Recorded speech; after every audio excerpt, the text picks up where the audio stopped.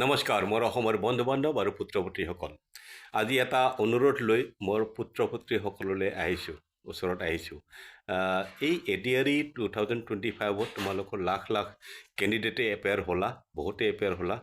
মই অনুৰোধ কৰিছোঁ যে তোমালোকৰ অভিজ্ঞতাখিনি পৰীক্ষা এপেয়াৰ কৰি যি তোমালোকে ক্লিয়াৰ কৰিলা নকৰিলা it's not important what is important that you have attempted the exam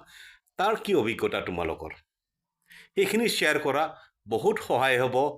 next ADRE এক্সামত বহিব লগা কেণ্ডিডেটখিনি হয়তো তোমালোকৰে বহুতে আকৌ সেই এক্সামটো দিবা আৰু যিখিনি উত্তীৰ্ণ হ'লা যিখিনি ছাকচেছফুল হ'লা তোমালোকে এতিয়া হয়তো এপইণ্টমেণ্টো পাবা অতি সোনকালে তোমালোকে কাইণ্ডলি অকণমান বেছিকৈ শ্বেয়াৰ কৰিবা যে হোৱাট আৰ দ্য ৱেজ কি ধৰণে আমি প্ৰিপেয়াৰ কৰিব লাগে ল'ৰা ছোৱালীবিলাকে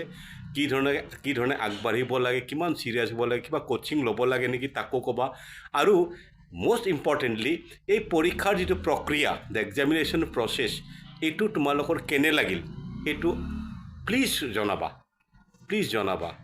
it's very very important thank you so' much জয় হিন্দ জয় আই অসম